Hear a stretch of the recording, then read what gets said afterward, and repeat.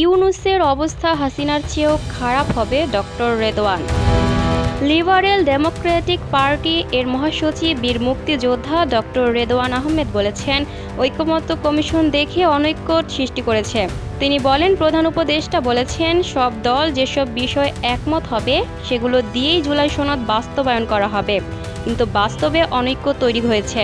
শুক্রবার ৩১ অক্টোবর বিকেলে কুমিল্লার চান্দিনা উপজেলার মহিচাইল শহীদ জিয়াউর রহমান কলেজ মিলনায়তনে উপজেলা এলডিপি ও গণতান্ত্রিক যুবদলের পরিচিতি ও মতবিনিময় সভায় তিনি এসব কথা বলেন। ডক্টর রেদওয়ান আহমেদ আরও বলেন, প্রধান উপদেষ্টা ইউনূসের অবস্থা শেখ হাসিনার চেয়েও খারাপ হবে। বিএনপি দেশের বৃহৎ রাজনৈতিক দল, আগামী নির্বাচনে বিএনপির নেতৃত্বেই সরকার গঠিত হবে। তিনি গণভোটের মাধ্যমে সংবিধানের মৌলিক বিষয়গুলো বাস্তবায়নের আহ্বান জানান এবং প্রধান উপদেষ্টার অধ্যাদেশ জারি করার ক্ষমতা নিয়েও প্রশ্ন তোলেন।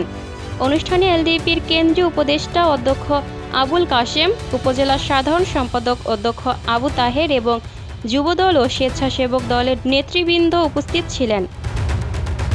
Lucky Akter, people voice television, Dhaka.